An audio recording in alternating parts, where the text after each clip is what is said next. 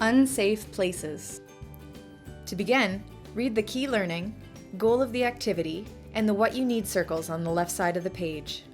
This will give you a good idea about what the game is about and how to play it. Refer to the prep box for key pointers on what the game will look like. You don't need any equipment to play this game. Ask participants to gather around you and introduce the name of the game. This game is called Unsafe Places. Start the game by asking the opening questions one at a time. What are some of the safest places you spend time at? Who are some of the people that make you feel safe? Explain how to play the game by following the steps on the games sheet. Step 1. Divide participants into groups of 3. Ask one group of 3 to be the risks. For the remaining groups, ask one participant in each of the groups to be a child, and the 2 remaining members to be the safety zone. Step 2. Ask the 2 participants who are the safety zone to join hands over their heads to form an arch, with the child standing under the arch. Step 3. Every time you say, "Children, run!" the child runs and finds a new safety zone to stand under. Call this out every 5 to 10 seconds. Step 4. As the participants run, the risks will try to tag the child before they reach their new safety zones. If tagged, the child now becomes the risk, and the risk becomes the child. Step 5. After a few minutes, change the roles so that every participant has the chance to be a risk, a child, and a safety zone.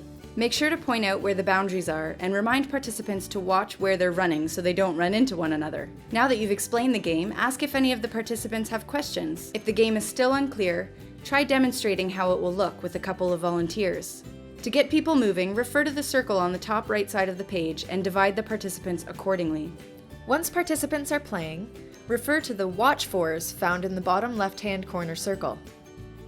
If you can answer yes to these questions, your game is running smoothly. If you answer no, call out "freeze" and have participants regroup and take a knee stance around you to clarify how to play the game.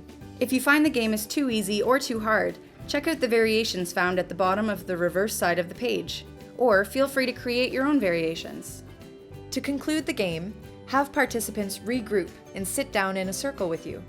Start the discussion by asking the reflect questions one at a time. Reflect questions allow participants to talk about their experience playing the game. Next, ask the connect questions one at a time. Connect questions provide an opportunity for participants to connect what they played in the game to real-life experiences. Finally, ask the apply questions one at a time. Apply questions will spark a conversation about strategies they can use in the future in relation to the key learning of the game. The activity is now finished. Fantastic job! You've just led Unsafe Places.